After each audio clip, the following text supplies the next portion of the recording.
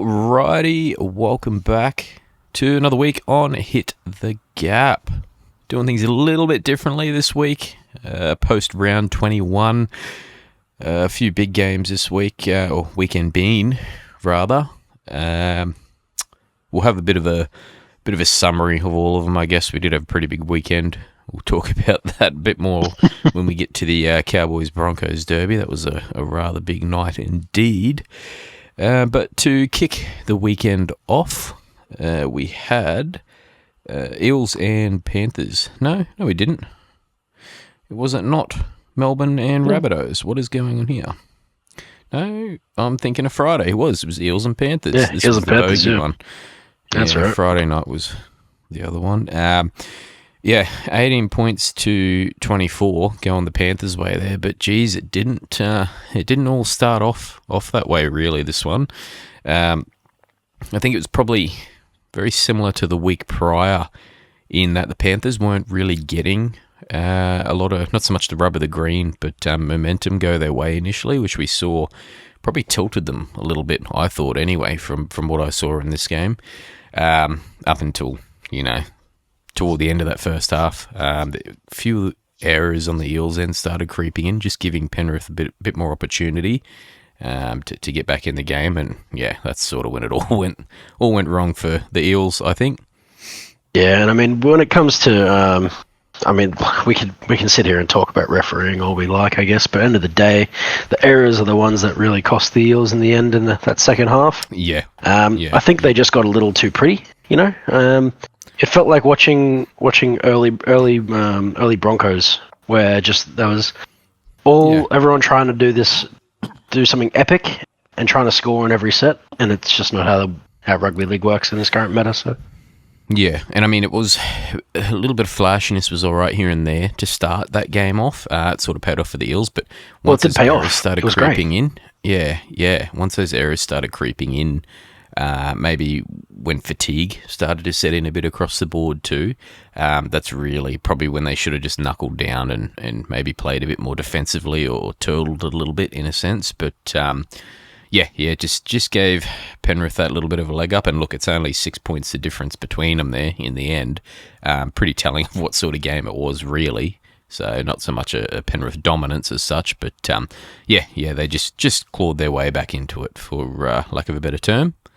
I think this game also showcases how important momentum really is in our current game. Yeah. I mean, Jack Williams getting a double, unheard of. Yeah. Having your 8 get a dub, that's or your 10 rather. Either way, your prop having props getting a double. Getting a double is incredible, but then on top of that, a prop getting a double against Penrith. What? Yeah. What? Yeah, exactly. Exactly right. Not very common at all. Friday's games, though, we'll jump on to. These are the ones now I was getting confused about earlier. So, talking about close games anyway here. The Knights up against the Roosters, 22 points to 23. And holy, I think it was Sam Walker slotted that field goal toward the end there. But, man. No, DCE. It was DCE that broke the heart. DCE coming in clutch once again. The classic heartbreaker. Right at the end, 77th minute, you're right. Teddy on fire in this one, post-Origin. I know he had a couple weeks off after concussion protocols and that, so we hadn't seen him for a bit, but it looks like that rest has done him wonders, really. Paid dividends. Yeah, coming back with the Hattie.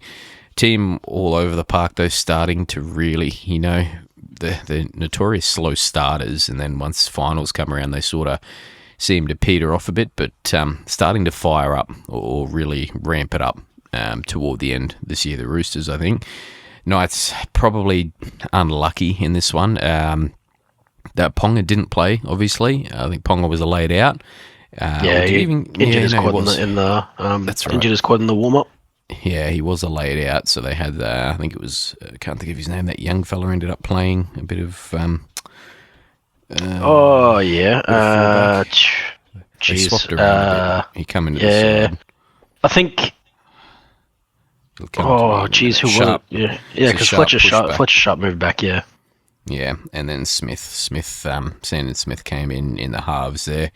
But yeah, just probably a little bit unlucky for the Knights, unfortunately. We saw in hopefully you didn't get to see it, but we saw Dylan Lucas go down with a gruesome ankle injury.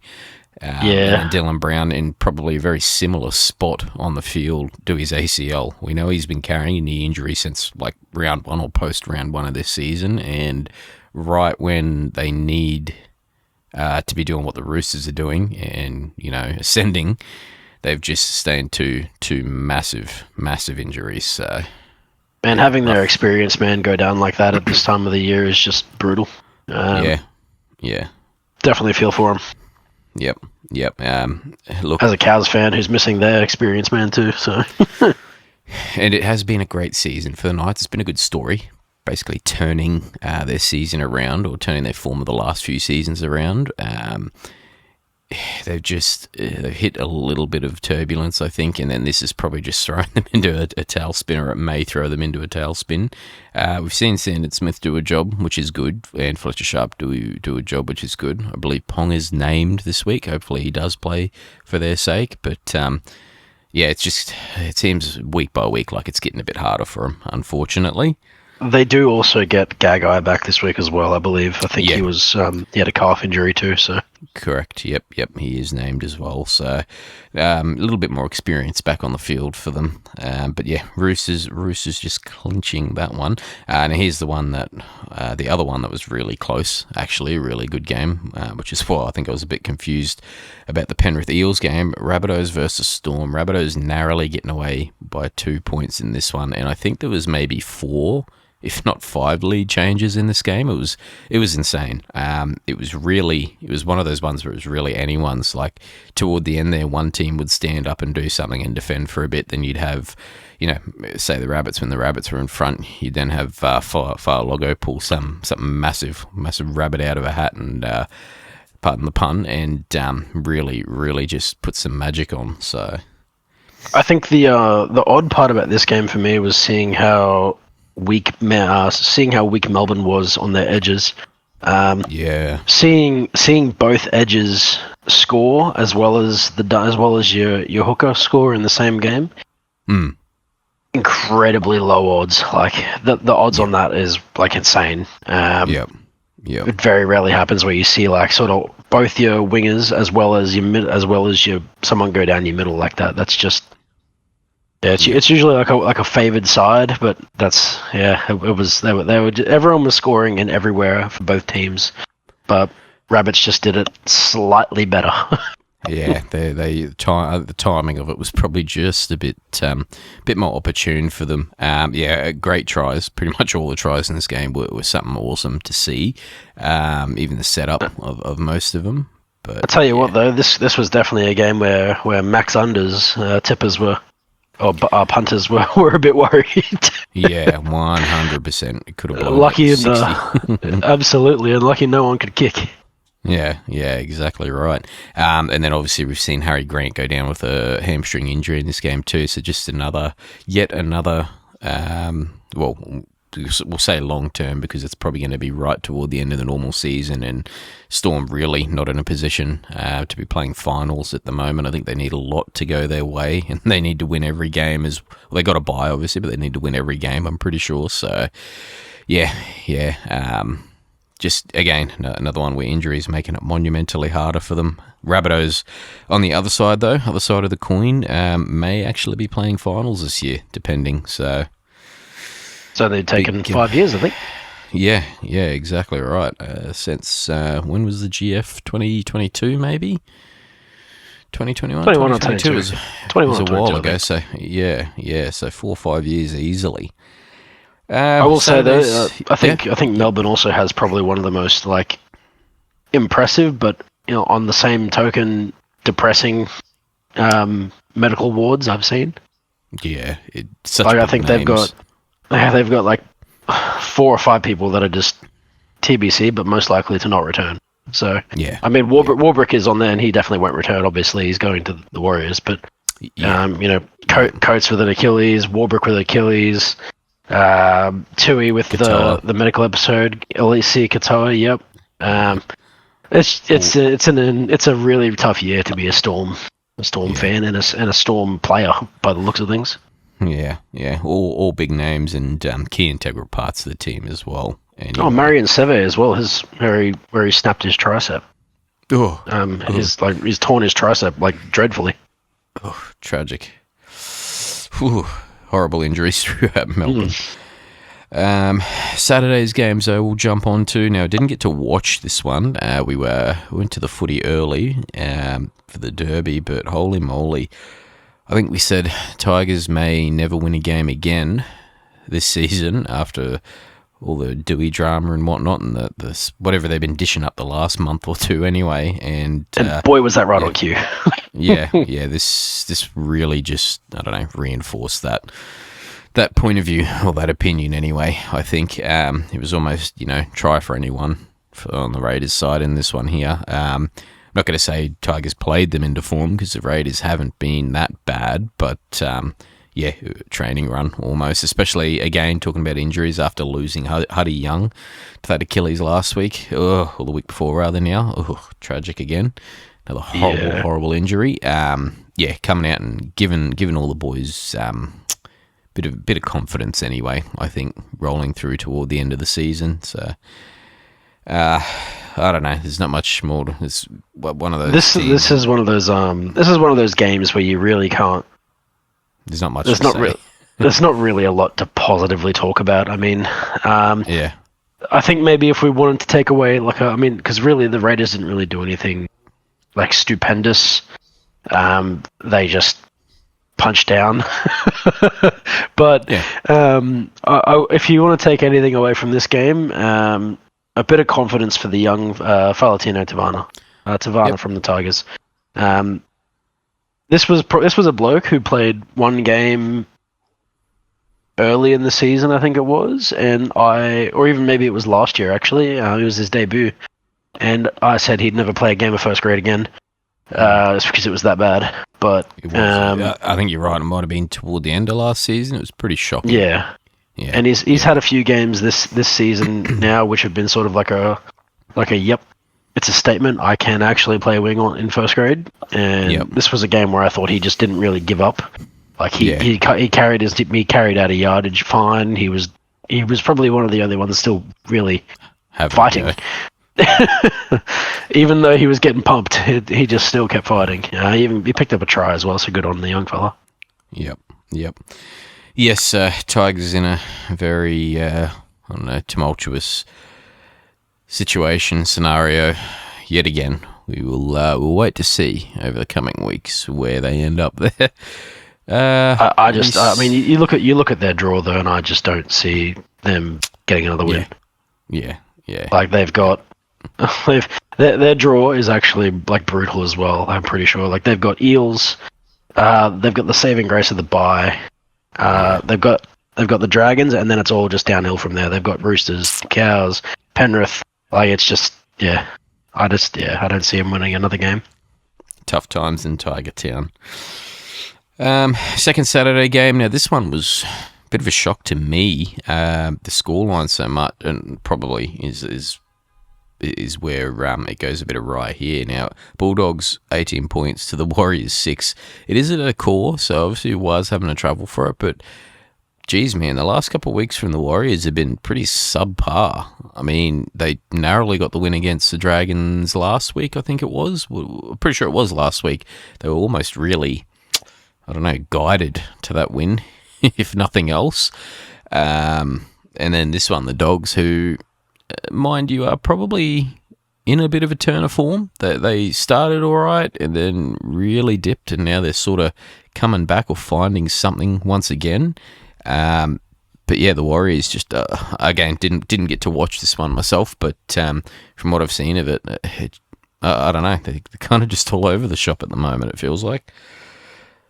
Yeah, and I mean, I think the big thing for me with this game in particular, getting just absolutely dominated in the middle, which is not like I mean, when you talk about the Warriors, being dominated in the middle is something you really don't hear. Common thing, especially anyway. They're one of the teams with the bigger packs. Like, it just shouldn't happen, And in a game where they've got people with the size that they have of James Fisher-Harris and Mitch Barnett, where they're playing 60 minutes each, so they're not really even taking that much of a break.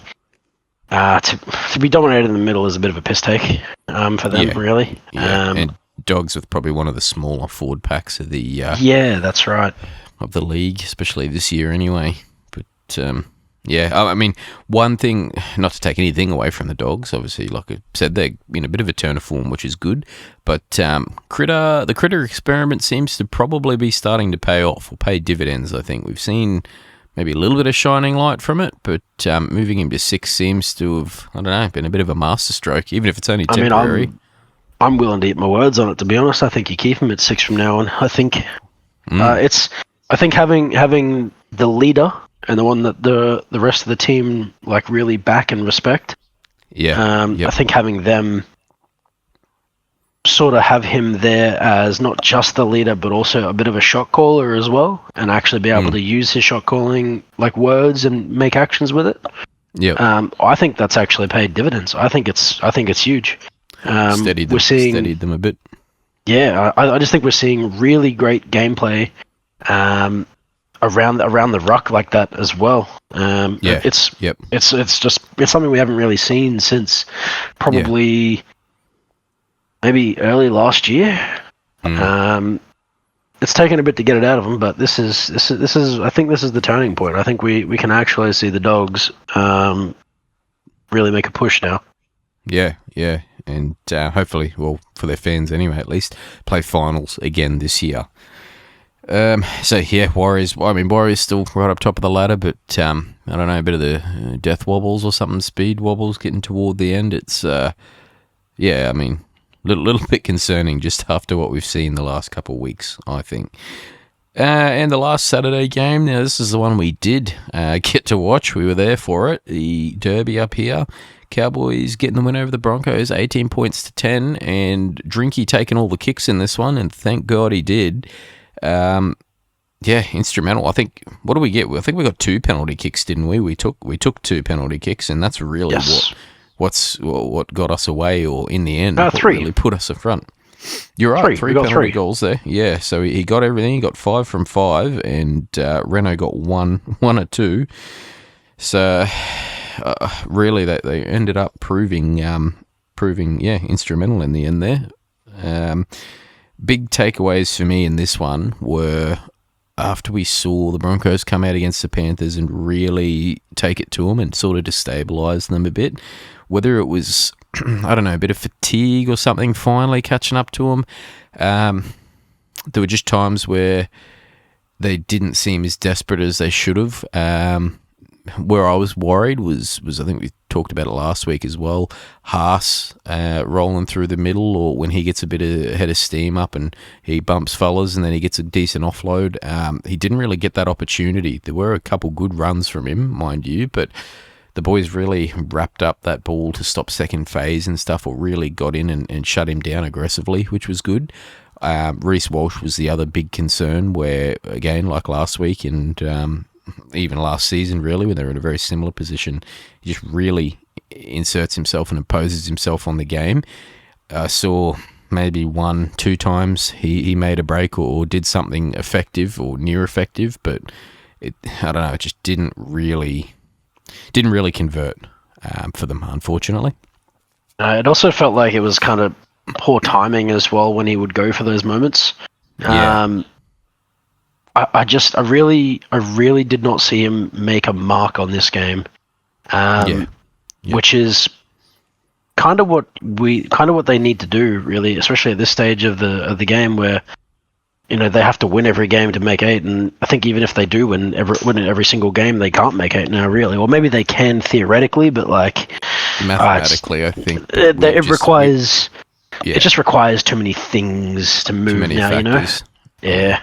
I don't see it happening, but I think for me, really, with this game, the big one was that Reece didn't make enough of an impact, and I think probably the other thing was Renault probably doing a little too much and not letting the other playmakers do enough. So yeah. I mean, I watched Renault start training. I watched Renault start training before the game, and he didn't get a single one of his conversion kicks. He went from the entire right side to the left side of the field, and then practiced field goals in the middle. He got one field goal out of like 4 attempts from different spots. He got 0 out of 7 kicks from right to left. Look, call it what you want. That's bad omenry as it is. I would have, if he knew that something was off, he needed to relinquish that and let someone else take over, and just let him just try and lead from the back. That's all he had to do. Yep. I think Reece was probably robbed of a lot of moments as a result of this. But all hindsight, I guess, right? It's one of those things where it's probably going to be a learning curve for them.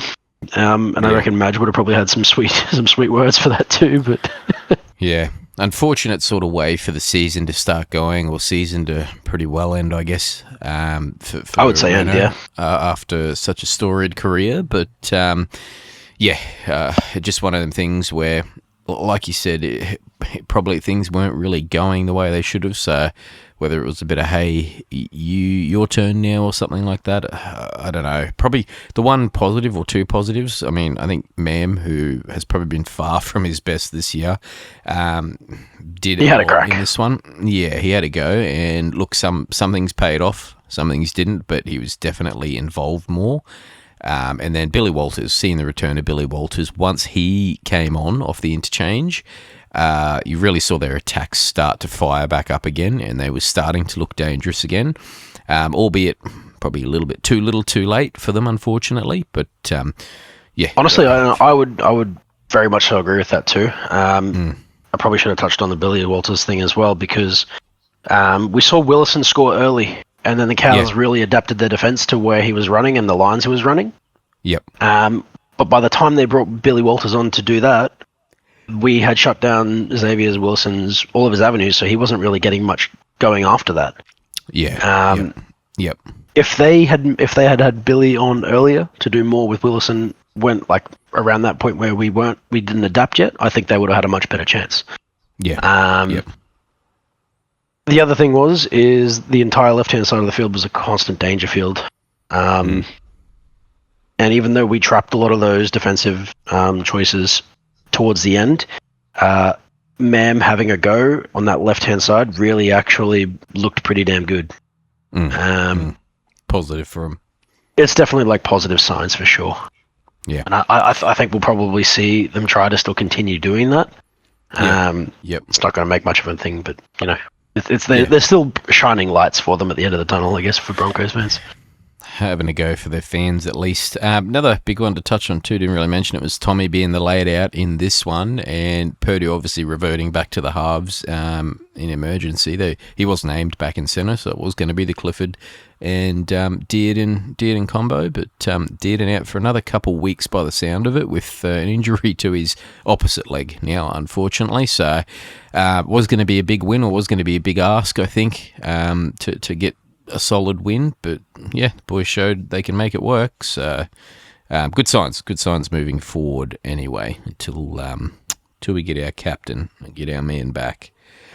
Sunday's games, Dragons up against the Titans down, it was a Dragons home game down at Cogra, and Titans absolutely taking it to them.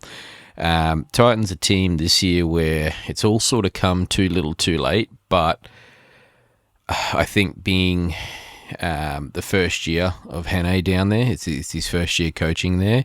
If they can, they can keep winning games going toward the end of the season and keep away from that spoon, that's all the better, but it's just positive signs leading into next year. We've seen big clear out of that team. We've seen a lot of new faces this year, and we've also seen a lot of those new faces make big statements, and This game was no different, really. And Oliver Pascoe. Yeah. How's that for a 9? How is that for a 9? Yep. This was so good to watch, and I know that. Look, I don't like talking about Dragons games that much, because Dragons games are, Dragons games. But it is still nice to see the Titans actually get showing signs of life. I think Campbell moving to the 6 was big. I think obviously getting Kinney back was always going to be big, but my God, what kind of surgeries and stuff did that bloke get? Because he's a Superman now. I think some of the impact that he has, especially, in this game, not just in this game, but in some of the previous games that they've played already this season, the impact that he's had has been just ridiculous. He's a line break machine, and they're just going to keep playing off that, and they'll be right. But this was fun to watch, especially the little Tino surprise at the end. Yep. Yeah, they're definitely on a road or building on a road to something which is good. And Dragons as well, mind you, have, from how they've started, they're still really probably worse for wear, but have shown some signs of life as well in comparison to where they were. But yeah, still in need of a little bit, unfortunately, for the Dragons there. And Dean Young, obviously now being named as the full-time coach going into next season. Maybe you know what I mean. Once they get that off-season with him or pre-season rather, they might have a little bit more to offer next year. They'll have. They're actually going to be looking pretty damn good next year. Very stacked. Drinky, once they get Drinky, Metcalf and even Matangi there, it'll be a different side completely. I'm looking forward to watching all of those players play off. Have Jacob Little play off them.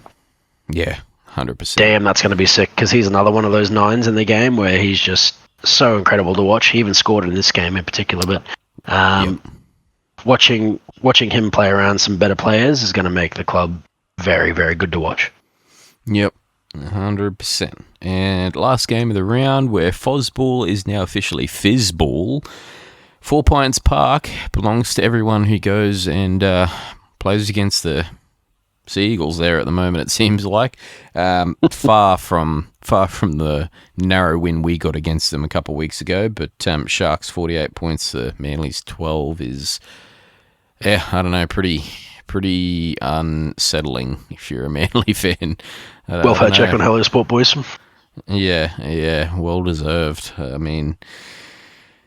Sharks we've touched on many a time this year, losing games they should be winning, or going on what seems to be a decent little run or getting some form and then just rolling over, but they're really truly carrying it on. The roll is not happening. Right where they need to be at this point in the year. They're just steamrolling teams. So mainly obviously Turbo doing that hamstring injury yet again. We're seeing Lehigh, I think, at fullback now or currently. Yes. We've seen him do a job. Wing. Yep. Seen him do a job there. I've seen them manage without Turbo a fair bit and actually find a bit of form. But yeah, I don't know. Maybe a little bit of a byproduct of how things have gone, or just people in and out of the team, or whatever.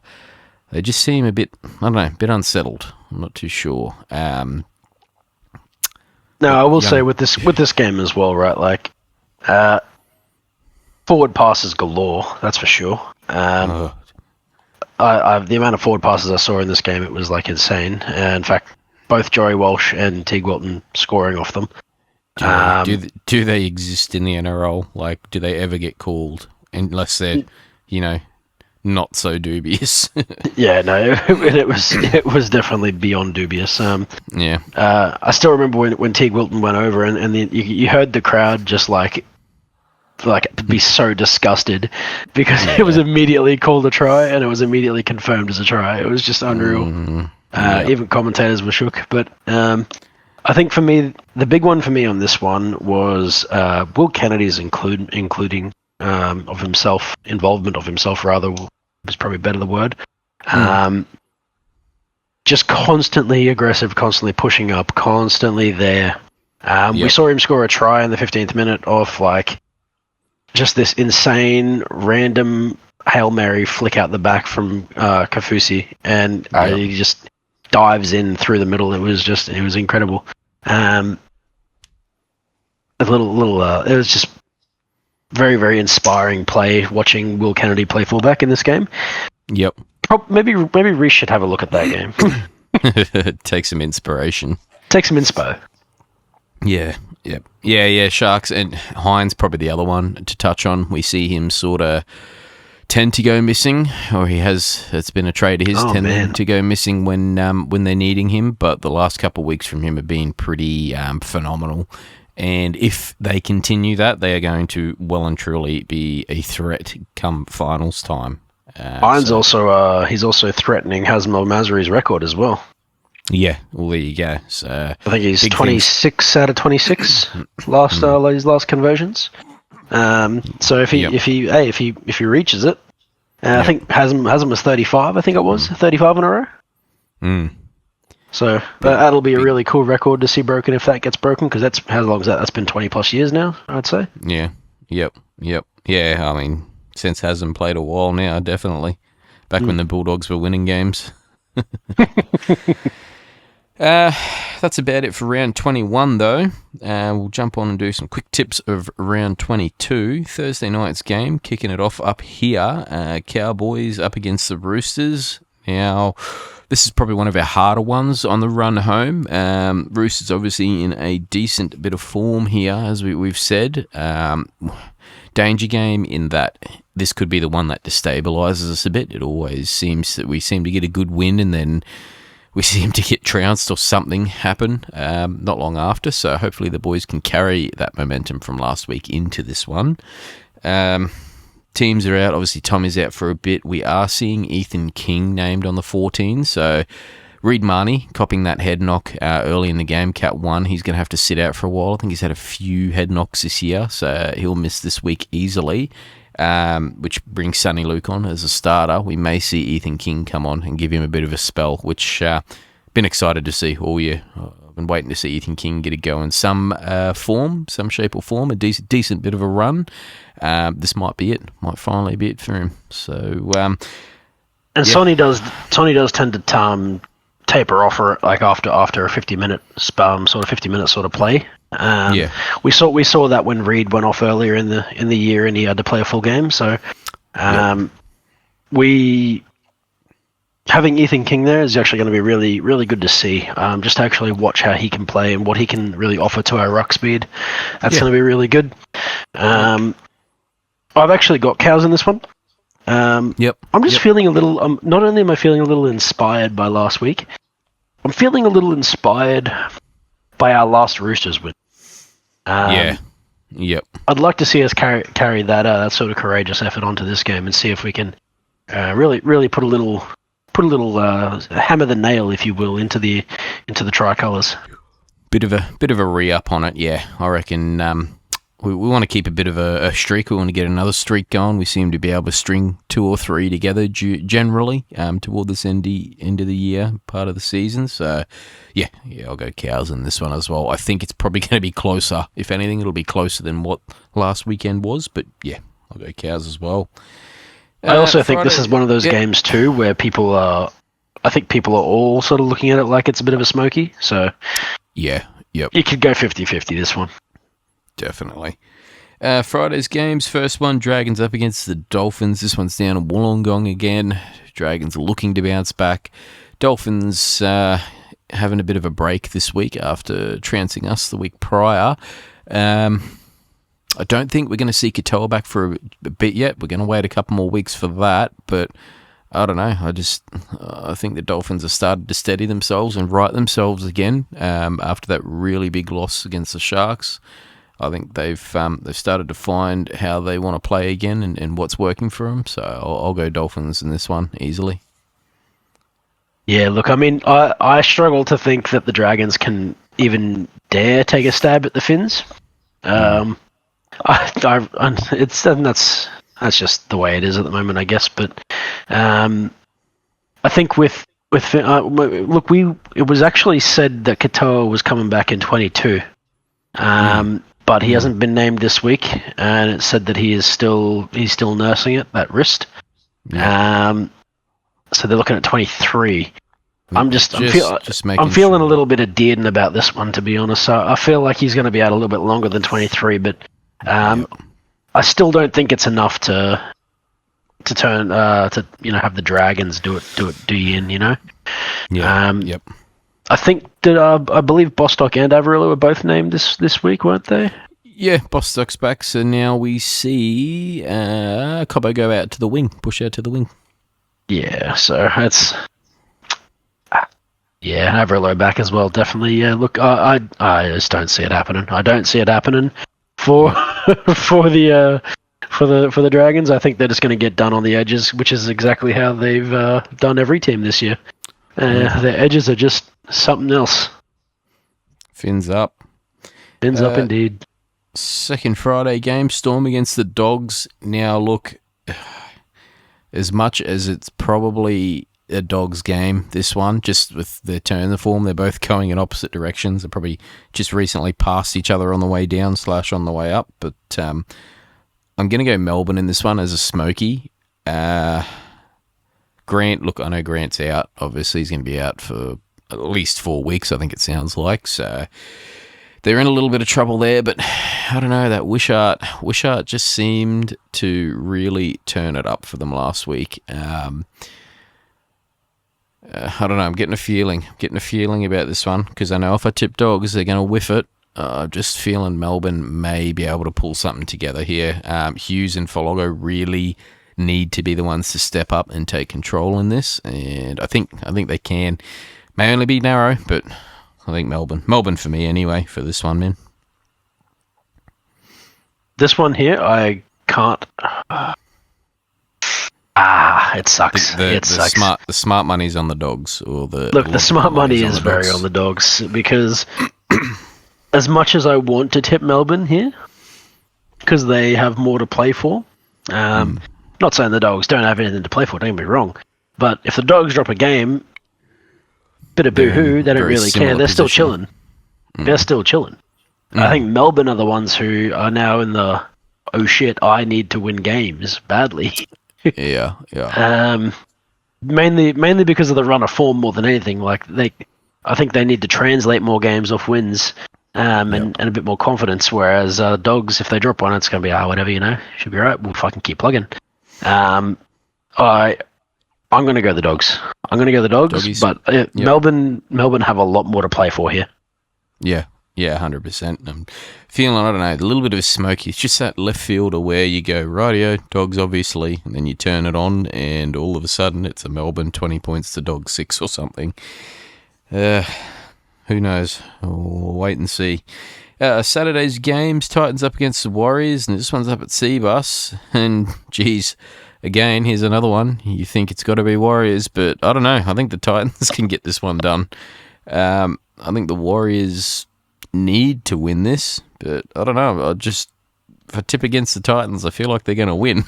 I'm going to say it. This is the smoky. I'm going the Titans. Yeah. The last 2 weeks I've watched the Titans. I've seen them just play phenomenally, and geez, if they put that same middle defense up against the Titans, you're gonna have Kitty running a fuck. Yeah. Like it's exactly gonna be Yep. So I'm actually gonna go the Titans here. Yep, and I think we've seen a decent bit of decent performances anyway up at Seabus there at their home ground. So. Look, there may be more Warriors fans there. We know what Brisbane and Southeast Queensland can get behind the Warriors, but I'm feeling like the Titans may just get the job done here. Second Saturday game, Panthers up against the Raiders. This one's in Mudgee. I don't know. Geez, there's a couple 50, almost not 50-50s, but a couple smokies. It's seeming like this round. This one I may big one have for to me. Yeah. The big one for me in this game is the big part of the reason they've been getting wins this year is not there. That's Dylan Edwards. True. Yep. They've got no Edwards. I think you're gonna. Honestly, I think you're gonna see Sanders try and just kick the shit out of him. True.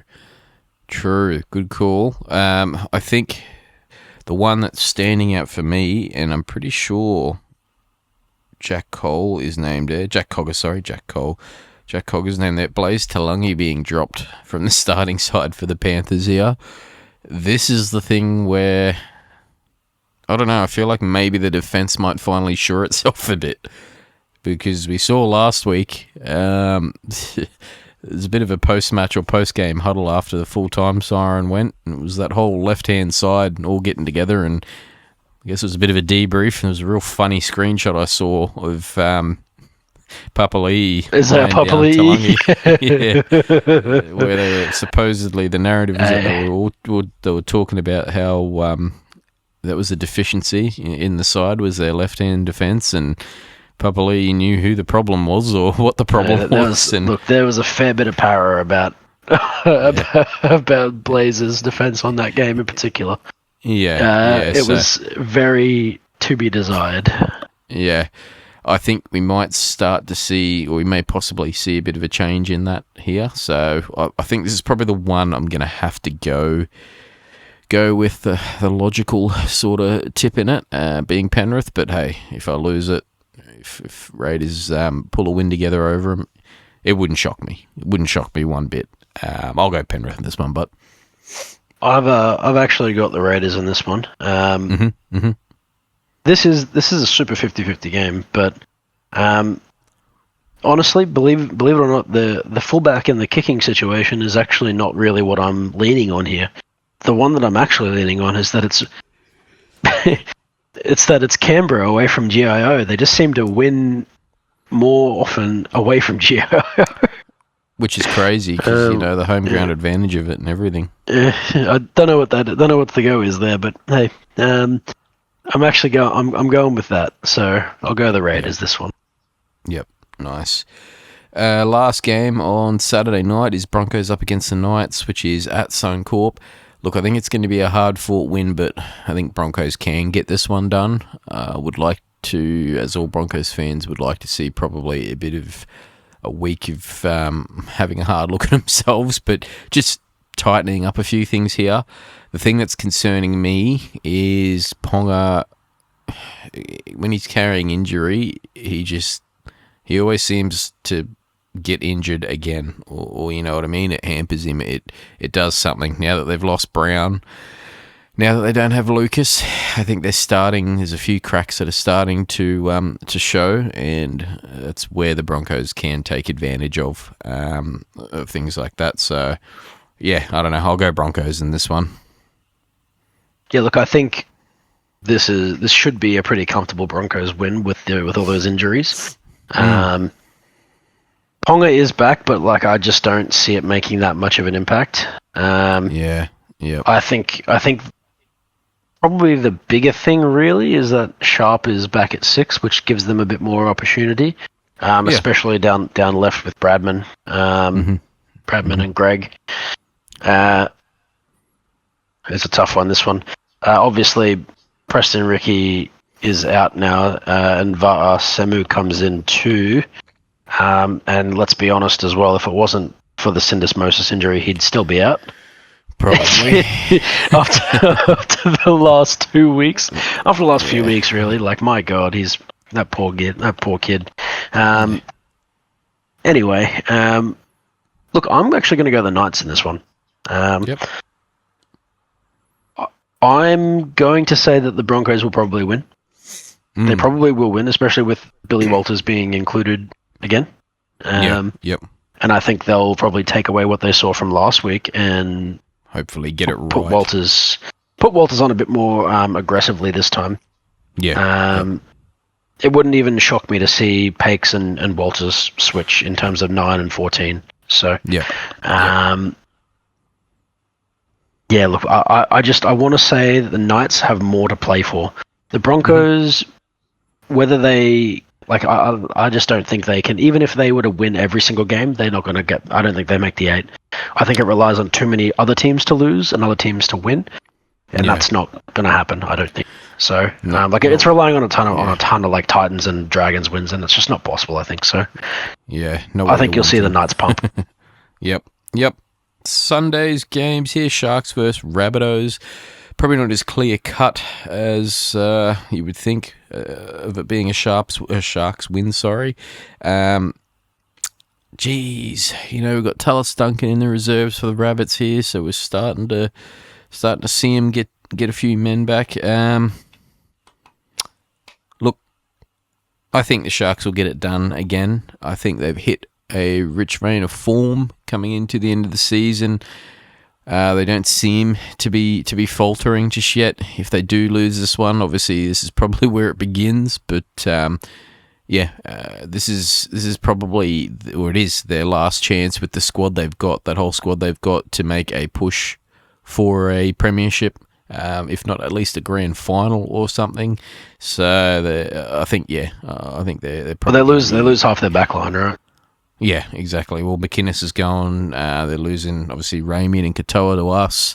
There is another one or two that I think are on the way from the first grade squad, if I'm not wrong. But they just, I don't know, they just seem to be playing for a higher cause or something at the moment, which we don't usually see from the Sharks. They sort of start to roll over a bit. So, yeah, I think even though the Bunnies may very well put up a good fight, I think Sharks get this one done. Yeah, I mean, I've got Sharks as well, and it is also at Shark Park. So we know what they can be like there. The win rate at Shark Park is just hard to deny. So I'll go the Sharks here. Yep. And last game of the round, West Tigers versus the Eels, and very clearly going to be an Eels win, probably an Eels humping. It is at CommBank, which is, I think, both of them use as a home ground, which means nothing because it could be at Leichhardt, and I still think the Eels would get the win here.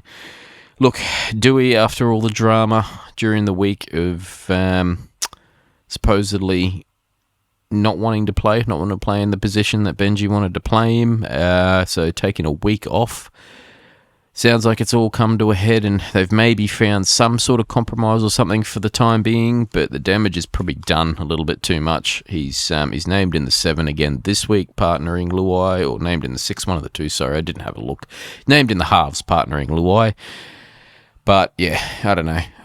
Even if all that didn't happen, I still don't know whether they would be able to get it done. They're just floundering. They're in a tailspin. They're just trying to slow that tailspin down before they hit the ground. That's really all their season has become, unfortunately, for the Tigers. You know, it's hard, especially for Tigers fans, I should say. It'll be hard, but after seeing how they started, which was quite good, quite promising, yeah, just a sad way for it to end. Twal having a great start to the season, May having another resurgence, another great year. Tough one for the Tigers, unfortunately. I think Eels easily. And I give the West Tigers like literally a 0% chance in this game. I actually do see the Eels putting on a big one here. I really do. I think finally. I think what we saw last week, as well, was just how weak. And I mean, look, maybe it's not a sign of weakness. Maybe it's just a sign of not giving a shit anymore. But how weak the Tigers were in the middle. Yep. I mean, we saw what the Eels could do with their middle to the Panthers. This could be like a 50-plus point game. It really could. Yep. This could make the Eels look very damn good. And another team, you know, probably a little bit too little, too late, and it seems to be story of the Eels every year. They play themselves out of finals contention and then start to play all right. But I think you're right. Safe, baby. Yeah, they probably get the win and comfortably in this one. Yeah, I've got the Eels 100%. Yep. All right. Like 13 plus as well. Easily. That's probably about it for round 22 for the preview there. We're getting toward the end of the season quite rapidly. But with that, though, we'll jump on and have a look at your try of the week. What did you have for this one? Oh, man, it's got to be Will Kennedy on the Sharks game. Sharks versus Manly. My goodness. We saw an absolutely incredible try. I think it shifted through probably 5-6 sets of hands. Started out from a kick on the right. Comes all the way back in the middle to a great line run from Oregon Kafusi. he gets tackled in front of the goalpost, but it doesn't matter to him. He just throws the Hail Mary, but guess who's there? It's Will Kennedy popping straight through the middle. I touched on it a little bit earlier in the review, but to see your fullback do that sort of stuff where he's just constantly pushing and sniffing for a ball like that, that's top shelf stuff. It's top shelf fullback work right there. Yep, and we've seen a couple trials like that over the last year or two where it doesn't die, doesn't stop, and ends up being something spectacular. So, yeah, another good example of that there. Always hold the ball and always play to the whistle. That's it. That is it. We will have a look at this week's NRL Fantasy Buy of the round, and getting toward the end of the fantasy season as well, obviously.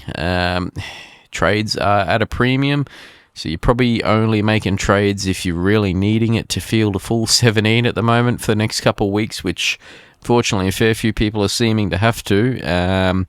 Harry Grant going down, a lot of big, staple players that most teams have. Harry Grant going down, Dylan Lucas, a premium buy the last couple of weeks, netting a heap of points. Probably everyone that had him was hoping to keep for the run home. Going down for the rest of the season. Dylan Brown gone as well. But I am going to name this week's one Toby Couchman. Now, in the absence or in lieu of Dylan Lucas there, if you've got him or if you were going to get him, the money you would have spent on him or the money you've got from him, you will now be able to afford Couchman. He's only just cracked 813k, but much like Lucas, putting up easy 60-plus scores week in, week out, which is there's not many edges, and mind you, he's dual position, so he can fill the mid or edge role, but someone you can confidently slot in and get a 60-plus out of. So since round 17, we'd seen 69 points, round 18, 70, round 20, 82, round 21, 77. So, big points there. And look, one of the premium buys, but getting toward the end of the year, if you don't have him, he's someone you're going to need. So I will be vouching for Toby Couchman. Talking about it earlier, obviously, Dragons not really having too much to play for other than a bit of pride and whatnot, and he's one of their players that I think gives it all every week. With that, though, that's probably about it. We sort of touched on the Dewey drama. That's probably the biggest news out of the league this fortnight, right? The whole the Dewey drama and whatnot. It's honestly just really... in fact, as depressing as it is, it's been entirely dominated by the Dewey drama and just the Tigers like implosion. Yeah, it's summed it up. Summed it up as a whole, really. Just where they're at once again, unfortunately. Fortunately for Tigers fans, we've seen what's it been? I think, God, how long's it been since they've played finals? 10 years? More than 10 years? Yeah. Is that 12, 13? 12 or 13 years? Yeah. Yep. And easily 5, maybe 10 years until they do again, possibly, especially if they're having to restart again. And almost entirely, their entire spine's going to be gone at the end of the year. Everyone hates each other. It's just seemingly. It's awful. It is truly awful. Tough position. Tales of Tiger Town version 10. We're bringing in 2 new teams to the comp, and watching one implode at the same time. It's actually just makes no sense, really. But at the same time, money talks. That's it. That is exactly right. I think maybe for this one, though, we'll wrap it up there. As always, go and give us a bit of a follow on Instagram or Facebook or even YouTube. Hit the Gap Podcast. But for this one, thanks for tuning in. We'll talk to you next time. Cheers.